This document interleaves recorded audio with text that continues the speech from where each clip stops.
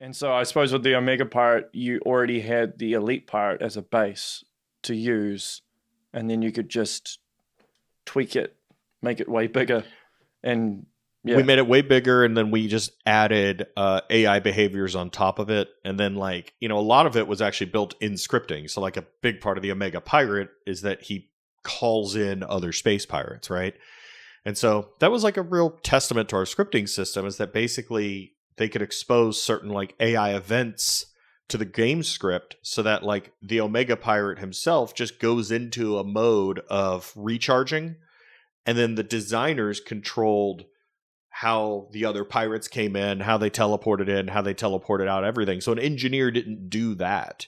The engineer just basically did the whole like he's going into recharge state, and then told the scripting system, hey script, this recharge event is happening. And then the designers hook into that, and they spawn all the pirates, and they choose all the types of pirates and how much hit health they have and everything like that. So a lot of that encounter was basically take the elite pirate, scale them up, add a few Omega specific behaviors on top of the elite pirate's AI, and then expose the rest to scripting so that the designers could tweak the other enemies that are spawned into that room and everything. Huh. Like, Yeah. do you remember the boss that was spent the most time on? The boss that was spent the most time on. Yeah. The Parasite Queen had a decent amount of time spent on it. Really? Oh, yeah. Well, the Parasite Queen had like this crazy initial design, and I'm sort of speaking for Zoid here, but because he implemented it, where it was going to be like in the room, and it would like poop out eggs, and then you'd have to shoot the eggs before they hatched, and then these little hatchling guys would run around, and you have to take them out. And then it just got whittled down to what it is, but there was a lot of iteration on it because it was the first boss. And even though it's simple, all like the shield rotation mechanics and like all of the timings for that and everything like that were things that Japan really had their hands on as well, and were working back and forth a lot to get done. So that one had a decent amount of time. Ridley was a really difficult boss. Ridley took a while. I imagine so. What are the other? Yeah. So you had Ridley was great. The big bosses that I can remember is Ridley, obviously the Metroid Prime, both phase 1 and 2. Thardus, which is basically Galaxy Quest. Yeah. Who am I missing? Flaaghra?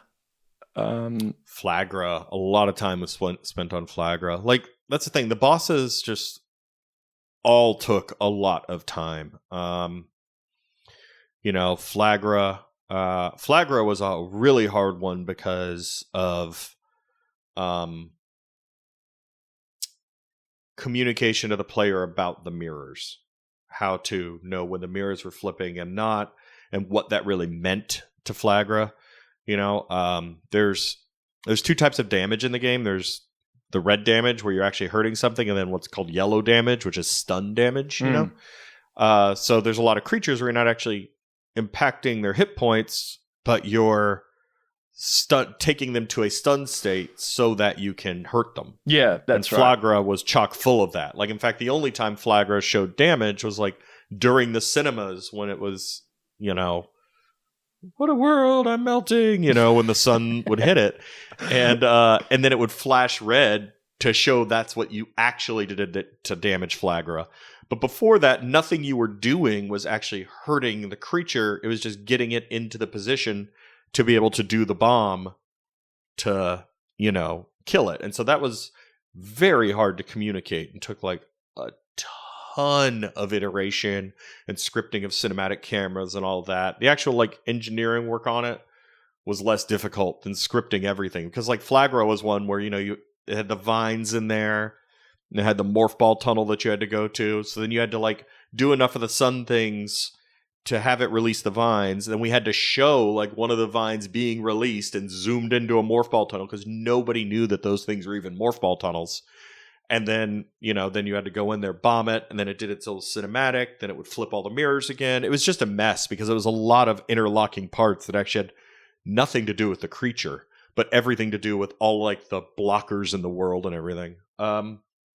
Thardus Thardus, I feel like had a decent amount of work on it too, and that was a tough one because of all of the thermal visor integration. Yeah, the switching back and forth. Yeah, and the blinding and like having certain things marked in there. And then the animation stuff of Thardus was interesting and different.